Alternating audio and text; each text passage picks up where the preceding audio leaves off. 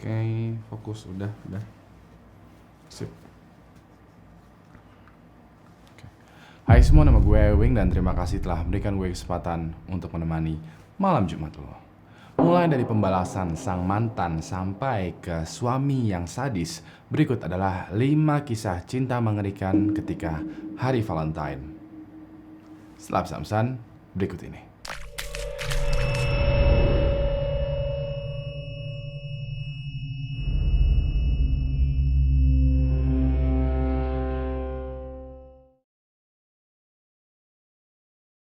Kelima, ditembak mantan. Ditembak mantan nih. Ini sering banget ya terjadi di kota-kota besar. Misalnya udah jadian, udah berhubungan lama, terus putus nih. Nah, si mantan entah kenapa mabok atau masih galau, memutuskan untuk menembak lo kembali. Dan akhirnya, lo yang galau dan ujung-ujungnya mabok. Tapi gimana kalau si mantan nih menembak lo bukan dengan perasaan cintanya, tapi menggunakan handgun? Jadi di hari Minggu tanggal 10 Februari 2019 ada satu kejadian mengerikan terjadi di pom bensin Buford yang berada di Hall Country, Georgia, Amerika. Subuh hari saat itu ada satu pasangan nih ya yang mau mengisi pom bensin di Buford itu. Sehabis isi bensin mereka parkir gitu di minimarket buat jajan. Tahu-taunya ada satu laki-laki misterius yang secara tiba-tiba itu mendekat dan beradu argumen dengan pasangan itu. Gak lama, laki-laki misterius ini itu menembakkan senjatanya. Nah, semua hal mengerikan ini itu ternyata terekam sama salah satu random netizen yang ada di lokasi menggunakan Snapchat. Bahkan tembakannya itu terdengar jelas. Gua mau lo perhatiin baik-baik video ini.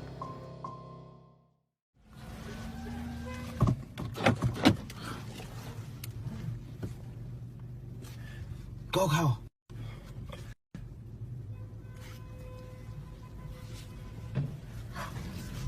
Yo. Look, he has his gun out.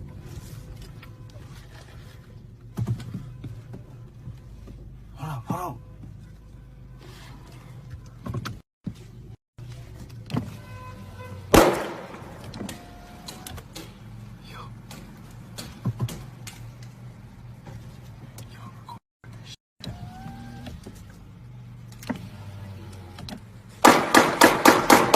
Yo.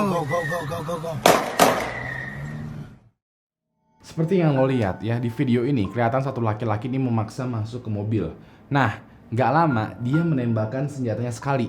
Lalu si cewek keluar dan si laki-laki misterius ini itu menghancurkan kaca mobilnya dan menembakkan sekitar 6-8 tembakan ke dalam mobil. Gue merinding cuy, anjing lah. Suara tembakannya itu beneran kedengeran jelas banget. Si netizen yang merekam kejadian ini itu menurut gue juga kaget dan nggak bisa bertindak apa-apa. Gue yakin nih kalau lo sekiranya yang jadi netizen yang merekam kejadian ini, lo bakalan nge-freeze di situ juga. Setelah diperiksa lebih lanjut ya oleh pihak kepolisian, laki-laki tadi yang menembakkan senjatanya itu bernama James Elliot Bloxham. James ini adalah mantan pacar perempuan yang keluar dari mobil ini. Sedangkan orang yang ditembak oleh James bernama Chester Morrison. Nah, si Chester Morrison ini adalah pasangan baru dari perempuan yang tadi keluar mobil itu. Dari proses otopsi diketahui bahwa satu tembakan itu mengenai kepalanya Chester dan sisanya itu mengenai tubuh si Chester. Sedangkan si perempuan ini berusaha untuk mengamankan diri keluar dari mobil lalu berlari ke minimarket yang ada di sebelahnya. Berita terkini dari Janesville Times kalau James ini dihukum penjara seumur hidup ditambah 30 tahun tanpa pembebasan bersyarat. Hukuman ini dijatuhkan pada Senin 1 Februari 2021 atas tuduhan pembunuhan keji, penyerangan, tindakan dan ancaman teroristik dan juga kepemilikan senjata api. Sampai sekarang pihak berwajib masih belum dapat menemukan motif asli di balik kejadian ini. Tapi dari gosip ibu-ibu nih katanya ya, James, Chester dan si cewek ini itu terlibat cinta segitiga dan ada yang bilang juga kalau si cewek ini sebenarnya menduakan cowoknya. Makanya si selengkiannya itu nembak si cowok.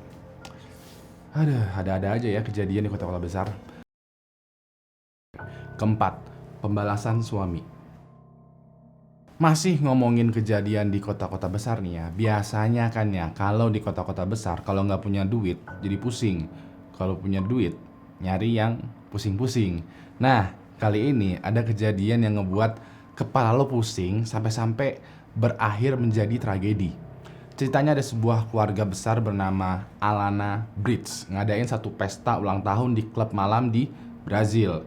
Nah, banyak tuh yang diundang karena emang lagi pesta ulang tahun, pestanya tuh gede. Setelah pesta di klub, keluarga besar Alana Bridge ini itu mengajak sekitar kurang lebih 20 orang untuk private party di rumahnya. Pestanya pun berlanjut ke rumah keluarga besar Alana Bridge. Salah satu yang diajak ke private party itu ada seorang cowok yang bernama Daniel Correa Freitas, seorang pemain sepak bola Brazil yang terkenal. Setelah party dan mabu-mabuan di rumah itu ya, entah gimana ceritanya, si cowok bernama Daniel ini tidur di master bedroom satu ranjang sama istri si pemilik rumah. Begonya lagi adalah si Daniel mengupload beberapa foto selfie dia bareng sama si Binor ini ke grup WhatsApp. Di dalam grup WhatsApp dia post selfie dan juga chat bilang kalau dia bakalan melahap Christiana. Christiana ini nama dari si cewek ini, si Binor ini ya. Teman-temannya Daniel yang ada di grup langsung bales, cuy lu bego banget asli sumpah, mendingan lo tidur di kamar lain, kayak pokoknya nggak di kamar itu, atau mungkin lu mendingan lo pergilah dari rumah itu. Sayangnya Daniel itu nggak membalas. Sampai beberapa hari kemudian di sebuah hutan yang ada di Brazil ada ditemukan sebuah mayat ya dengan kondisi kepala hampir putus dan titik yang misah ya, terpisah, disunat abis gitu, terus dipajang di sebuah pohon. Polisi langsung melakukan olah TKP dong dan diketahui mayat tersebut adalah mayatnya Daniel. Polisi langsung melakukan investigasi tapi nggak butuh lama karena pas di tengah proses investigasi si suaminya Christiana itu mengaku bahwa yang membunuh Daniel itu dia. Si suaminya Christiana yang bernama Edison ini mengakui bahwa dia melihat screenshot dari chatnya Daniel ini dan marah besar. Jadi kayak dia nge-share, upload gitu foto selfie bareng bini orang, terus ada yang jepuin nih anggota grup itu, dia kirim ke suaminya. Si suami ini itu bilang bahwa dia masuk lewat ke jendela kamar dan menggiring Daniel ke garasi dan di situ dia dipukulin, disiksa, lalu dibunuh dan mayatnya dibuang di hutan terdekat. Proses investigasi berlanjut dan ditemukan juga bahwa Edison melakukan kejahatannya ini itu nggak sendirian, melainkan bareng sama anak buahnya. Kebetulan Edison ini bisa dibilang seorang businessman gitu, yang punya temperamen dan kekuasaan yang kuat sehingga dia bisa ya nyuruh-nyuruh anak buahnya untuk melakukan suatu kejahatan. Yang anehnya lagi ya, ini plot twist banget ya, ini asli. Setelah proses autopsi mayat si Daniel dilakukan, hasilnya adalah kadar alkohol dalam diri Daniel itu terlalu banyak sehingga dia pada dasarnya tidak bisa melakukan hubungan seksual. Bisa dibilang Daniel itu terlalu mabuk untuk begini, nggak bisa men. So, kalau dijelaskan secara kronologi ya, jadi ada pesta nih di rumahnya Christiana. Nah, Christiana ini itu mabuk parah, lalu akhirnya tidur di kamarnya. Daniel yang juga mabuk, ini masuk ke kamarnya Christiana ya. Karena Daniel mabuk, dia ada ide gila nih buat selfie terus pamer di grup WhatsApp-nya gitu. Ya, dia selfie bareng bini orang, terus di-share di grup. Setelah upload selfie-nya, saking mabuknya dia ketiduran di kasur ya, seranjang sama Christiana, seranjang sama istri orang. Suaminya yang tahu gitu ya somehow mengenai selfie gobloknya Daniel itu akhirnya menghabisi si Daniel. Ini nih tragedi jejak digital ya. Di satu sisi ya kayak mohon maaf banget nih ya, gue kayak bego-begoin si Daniel gitu ya. Si Daniel mabuk dan ada ide gila buat ngeprank suami istri. Si suami kebawa emosi karena di prank. Si Daniel mokat akibat pranknya itu. Kayak aduh, lu ya lu kalau mabuk jangan norak lah, ya. Jangan deh, nih si Daniel anak baru nih. Ketiga, KDRT. Gue pernah nih nemu kasus yang mirip kayak gini ya. Kejadiannya sama lagi kayak gue. Aduh, curhat nih ya. Jangan, yuk lanjut yuk. Coba gue ceritain dulu nih ya. Jadi seorang cewek nih yang namanya Mary Han. Dia merilis pernyataan ke publik kalau dirinya itu dianiaya oleh mantan tunangannya yang bernama Scott Mitchell. Scott Mitchell ini adalah seorang bilioner kaya raya super tajir di tahun 2015. Mary ngasih bukti foto ke publik yang nunjukin kalau matanya itu lebam hingga menghitam kayak bekas pukulan. Dia berkata bahwa si Mary ini dipukulin sama Scott karena Scott ini orangnya emosian, temperamen. Nah, jadi deh drama publik antara Mary dan Scott. Mary beserta pengacaranya menuntut Scott dan Scott beserta pengacaranya juga membela dirinya Scott. Mary bercerita bahwa Scott ini adalah seorang psikopat yang memiliki temperamen yang buruk. Beberapa bukti video yang ditunjukkan isinya adalah si Scott pernah mengusir Mary sampai-sampai dia tuh membuang barang-barang dan juga merobek-robek bajunya si Mary. Selain itu juga Mary bersaksi bahwa Mary tuh sering dipukulin dan dia tuh nunjukin kalau matanya itu kayak ada lebam, ada bengkak, ada bekas pukulannya. Walaupun begitu, Scott beserta pengacaranya dengan tenang bilang bahwa Mary ini cewek gila cuy. Scott memberikan kesaksian bahwa bengkak lebam yang ada di mata itu bukan bekas pukulan dari Scott, melainkan bekas dari pukulannya Mary sendiri. Scott pun akhirnya memberikan sebuah bukti video yang berisi Mary sedang mukulin dirinya sendiri. Scott juga menuntut balik si Mary karena Mary pernah melakukan pencurian di rumah Scott berupa barang dan perhiasan dengan total nilai sekitar 2 juta pound sterling. Sampai akhirnya Scott memenangkan peradilan dan Mary didakwa atas pencurian dan pencemaran nama baik. Ini aneh ya. Kenapa ya kayak orang tajir tuh. Aduh. Udah. Kedua, mantan pacar posesif. Gue tahu Bang Uus pasti kesel pasti ya. Dikirain gue mau ngejokes gitu tapi langsung gue putus ya. Kedua, jokes gitu jokes gue emang patah men, bikin kesel. Tapi anehnya tuh lo ketawa Bang, kayak kenapa lu ketawa? Anyway, ngomong-ngomong soal Bang Uus ya, kemarin gue collab sama Bang Uus dan nanti videonya bakalan ada di channel YouTube-nya Bang Uus. So buat lo yang pengen tahu gimana serunya gue collab sama Bang Uus, ini Insta story-nya nih ya. Lo pengen tahu cerita di balik Insta story ini, gue mau lo subscribe dan nyalain notifikasinya dan standby di channelnya Bang Uus. Oke? Linknya ada di deskripsi. Sekarang lanjut lagi ya. Tadi di mana? Oh ya, kedua, mantan pacar posesif. Kalau dibilang gila, sebenarnya cinta itu nggak gila men, tapi cinta bisa ngebuat orang jadi gila. Ya, sebagaimana kisah mantan dari seorang pria yang bernama Landy. Ini agak ribet nih ya, jadi agak lu mesti perhatiin baik-baik nih. Jadi ada seorang pria nih ya, yang namanya Landy. Landy ini adalah seorang pria yang bisa dibilang sukses dalam pekerjaannya sebagai seorang asisten suster di sebuah panti jompo. Di satu sisi lain, dia apes banget dalam kehidupan percintaannya.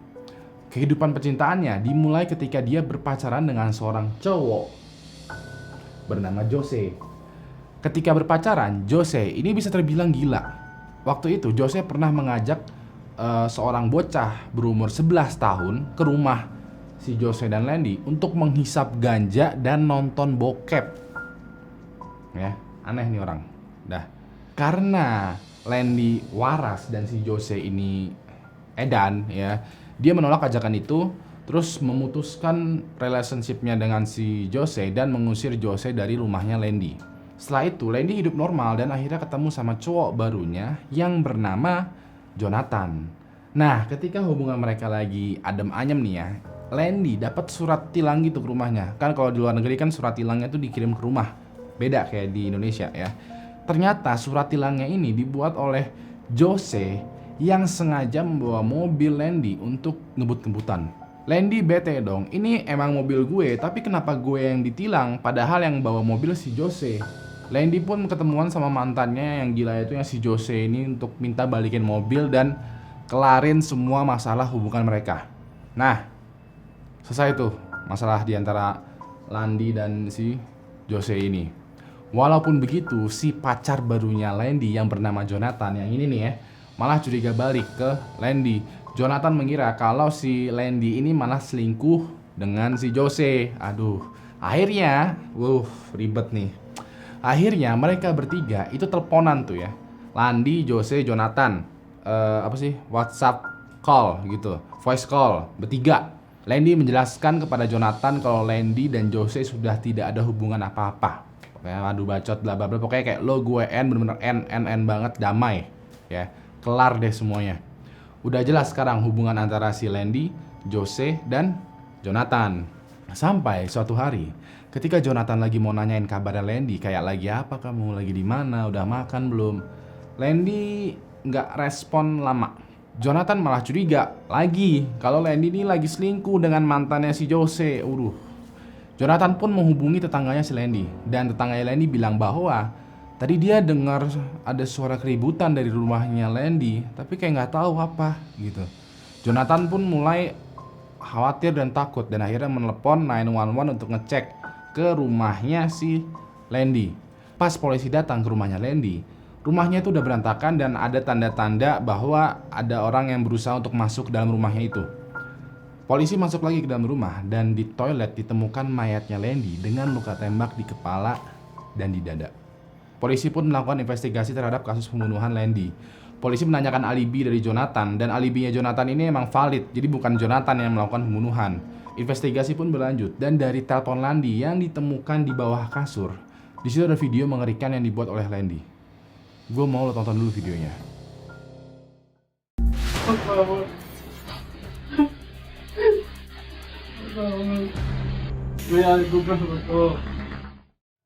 Di dalam video ini, seperti yang lo lihat, Landy ini seperti sedang diikat gitu ya, di kamar mandi, menangis sambil juga berbicara. Kalau ditranslate, ya ini tadi bahasa Spanyol aslinya. Kalau ditranslate ke bahasa Indonesia, Landy di sini kurang lebihnya itu memohon-mohon untuk hidupnya. Kayak ampunin gue, maafin gue, sambil bilang bahwa Jose ini orangnya baik banget. Nah lo, polisi langsung mencari keberadaan Jose yang mantannya yang gila ini untuk dimintai keterangan. Begitu Jose tertangkap, Jose mengaku bahwa dialah yang masuk secara paksa ke rumahnya Landy, menyekap, menyiksa, dan akhirnya membunuh Landy. Dia melakukan hal tersebut karena cemburu dengan hubungan mesranya Landy dan Jonathan. Ini nih, ini yang ribet ya. Mantan yang gila itu ribet banget. Saran gue ya, kalau lo emang mau atau udah putus nih ya sama mantan lo, jangan sok-sokan jadi temen dulu lah ya. Mending putus terus lost kontak aja dulu sebulan, setahun, kalau perlu sahabat gitu. Karena takutnya si mantan tuh nggak seneng dengan hubungan lo yang baru. Lo mungkin bisa aja move on dengan cepat, tapi mantan lo itu belum tentu, men. Maka dari itu, selesaikan dulu hubungan lo baik-baik ya. Putus kontak dulu, lalu cari yang baru. Pertama, kesaksian suami. Kisah cinta mengerikan kali ini gue akhiri dengan kisah yang bisa terbilang tragis, tapi juga fake nih. Iya, selayaknya cinta, ini ada yang fake gitu lah, cinta palsu gitu. Kali ini ada kisah cinta yang bisa dibilang agak sedikit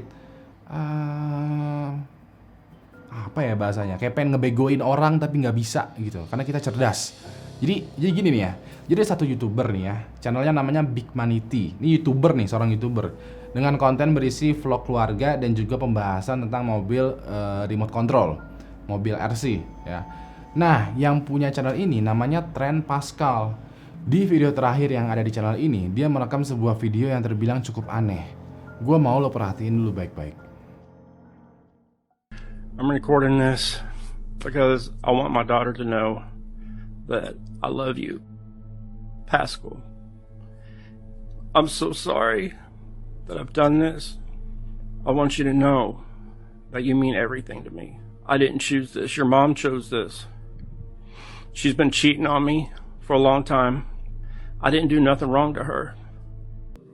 I'm hurting so bad.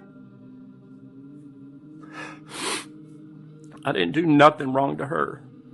I provided what I could. I've done what I could for her. I've done nothing but good for her. And I've treated y'all good. Love me like your own.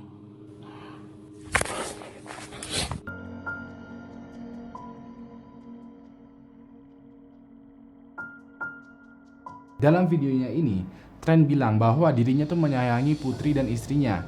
Ternyata pada tanggal 21 Oktober 2020, Trent ini menunggu istrinya yang bernama Savannah datang dan bersembunyi di balik tirai kamar mandi. Pas istrinya datang, Trent akhirnya keluar dan menembakkan 2 kali ke arah Savannah di bagian perut, yang akhirnya istrinya meninggal. Dari keterangan polisi dilansir dari Gulf News ya, Savannah saat itu datang bareng ibunya. Trent tiba-tiba kayak nodongin senjata dan mengancam kalau dia bakalan menembak istrinya. Ibunya lari ke tetangga untuk minta tolong, tapi pas lagi berusaha untuk minta tolong, terdengar suara tembakan. Gak lama polisi datang dan melakukan penangkapan ke Trent ya. Kebetulan Trent ini berusaha untuk kabur ke Walmart yang dekat rumahnya. Trent ditembak polisi beberapa kali kakinya untuk melumpuhkan pergerakannya. Sampai akhirnya dia dirawat dan kondisinya sempat kritis. Jadi kalau kita mundur dikit ya. Jadi setelah dia nembak istrinya, dia tuh akhirnya kayak ngebuat video nih ya. Isinya kayak kurang lebih ya sama kayak video kayak tadi nih ya. Di video itu dia bilang ke anak-anaknya, ngasih tahu penjelasan kenapa dia membunuh istrinya.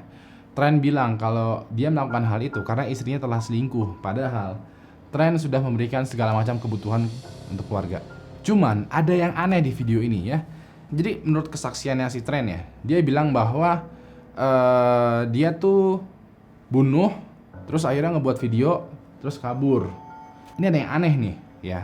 Kalau lo notice di videonya si Trent, dibilang bahwa Trent itu dia tuh menangis, tapi entah kenapa di sini gue ngeliat ada air mata sedikit pun.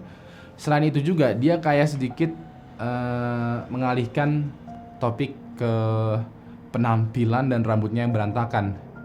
Yang gue bingung kayak lo abis ngebunuh istri lo nih ya, terus lo ngebuat video, terus kayak aduh, rambut gue berantakan cuy, sorry banget nih guys ya, aduh. Kayak begitu si Trent ini. Di akhir video, terus juga kedengar kayak ada suara pintu dibuka dan dia sembunyi ke ruangan yang gelap sambil menutup tirai. Gue malah punya firasat begini nih ya. Video ini itu dibuat sebelum dia ngebunuh istrinya. Jadi kayak dia buat video ini dulu ya, sebagai alibi ya, menggunakan video ini dan bilang bahwa dia telah membunuh istrinya. Padahal istrinya belum mati, istrinya baru masuk gitu. Setelah videonya jadi, setelah videonya udah diupload, baru deh dia ngebunuh istrinya. Yang lebih aneh lagi adalah kenapa videonya ini diupload ke channel YouTube-nya? Like, kenapa nggak ke TikTok gitu? Terima kasih telah memberikan gue kesempatan untuk menemani malam Jumat lo. Aduh, cinta ya. Ada aja masalah kalau ngomongin cinta. Rame, bergerah gue. Kasih gue jempol ke atas kalau menyukai video ini dan kasih gue jempol ke atas. Kasih gue jempol ke atas kalau menyukai video ini dan kasih gue jempol ke bawah kalau menganggap video ini membosankan.